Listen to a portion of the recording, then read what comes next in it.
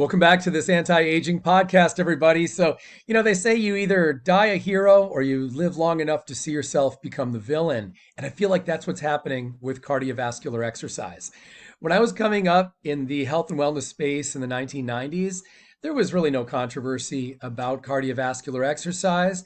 Certainly, bodybuilders didn't want to do really lengthy and really high intense cardio because it could burn up their muscles. We'll talk more about that in a moment. But ultimately, everybody pretty much understood, it was widely accepted clinically and in non clinical circles, that cardio is necessary for health and longevity. And there really wasn't a whole lot of debate back then that I was aware of. Now, these days, there's a lot of push and pull. And in this podcast today, I'm going to talk about two of the key components in that tug of war and in that controversy. All right, so let's go ahead and break it down in just a second. First, I'm going to ask for you to take a moment and like and subscribe so you can support the channel and get more videos like this in the future on more healthy aging and longevity topics. All right, that said, so here's where some of the debate is. And of course, this is not an exhaustive list. I'm just going to give you a couple of key topics that often come up. On one hand, you've got people saying that cardiovascular exercise is potentially damaging to the body in many cases, that it's not really worth the risk of musculoskeletal injury or overtraining or weakening the immune system, and that also it burns up a lot of muscle tissue, and that you're better off just putting your time and effort into strength training solely and ignoring aerobic conditioning, especially traditional steady state aerobic conditioning.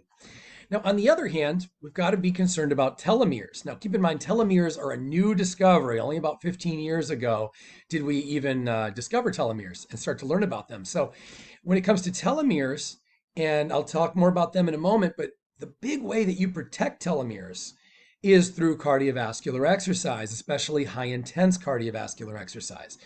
So this starts to create a real push and pull, right? We have this controversy where on one hand, they do a lot of good for telomeres, which I'll describe in a moment. And on the other hand, we can lose muscle tissue. And so let's unpack all of this. So telomeres, if you don't really understand, the length of your telomeres has a whole lot to do with your longevity. When cells divide, the telomeres are getting shorter and shorter. And so essentially, when the telomeres get critically short, you can't have cell division anymore. And of course, that's going to impact your health span and your longevity.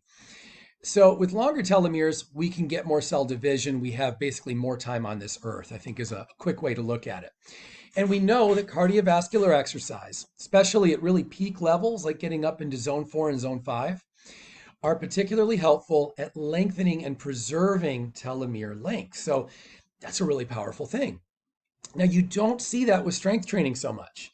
You get into strength training in terms of traditional, where you train for a minute or so, and then you rest for a minute or so. That kind of strength training does not do as much for telomere lengthening. Now, on the other side of the coin, you've got people saying, well, wait a minute, though. When you're engaging in cardiovascular exercise, you tend to catabolize muscle tissue. So you're actually losing muscle tissue, which is very devastating because we need muscle tissue for so many biological processes, for brain health, joint health, etc. So they're saying, well, wait a minute, you're more likely to catabolize muscle tissue. Also, you're more likely to get injured. It's true that studies show that long-term cardio is more likely to injure you than strength training is. And also that long-term cardio especially is often responsible for depreciating the immune system. And so you'd say, well, those are big concerns, so maybe we just shouldn't have cardio.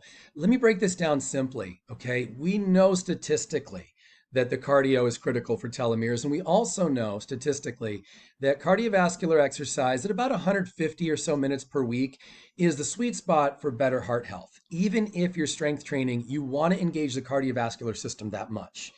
So what I would simply say here is, just because something could go wrong in cardio, that you could injure yourself, that you could depress the immune system, that you could burn muscle tissue, it doesn't mean that you avoid it altogether, and you don't even minimize it.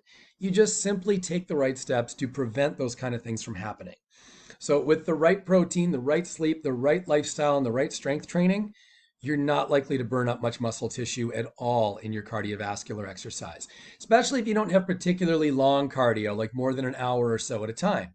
And it's not statistically necessary to exercise for more than an hour at a time anyway for heart health. So you'll get the benefits of cardio without going so long that you burn up more muscle tissue or that you depress the immune system.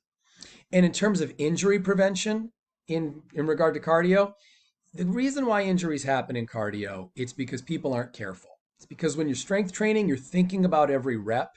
You're very focused on every single movement that you make.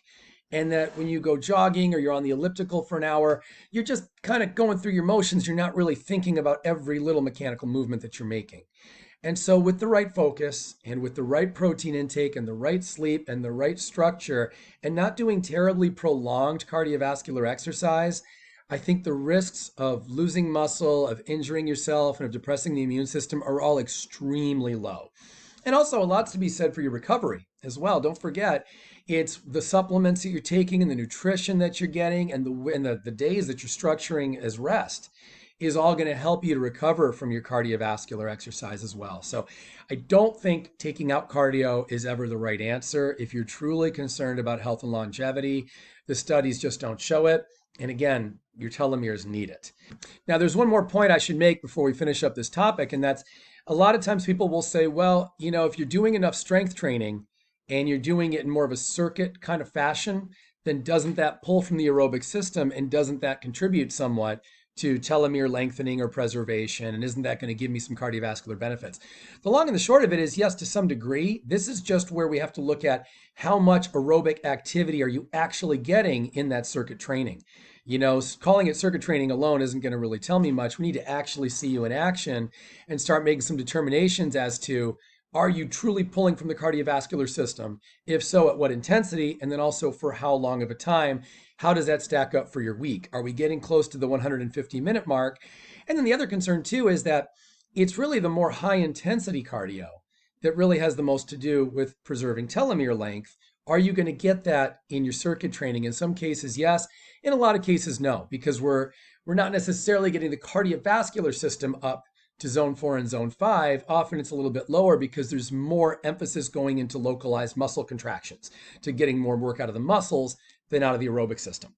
So again, long story short, it's all about the devil's in the details, right? That's the bottom line here, is that if you create just the right structure in your workouts, you can get the best of both worlds. You can still get the cardio, you can lengthen and protect the telomeres, you can get all the value that you want without depressing the immune system, without losing muscle tissue.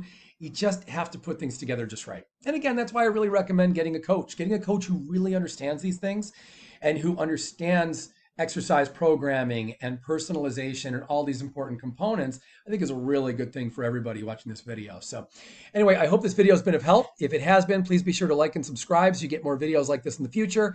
I'd love to get your comments. Please comment down below. Ask me any questions that you have. Let's open up some dialogue. And as always, you can get my help by visiting my website, which is down in the description, or also by calling me as well. I've got my phone number in the description for you also. All right, everybody, I'll see you next time. Thanks so much.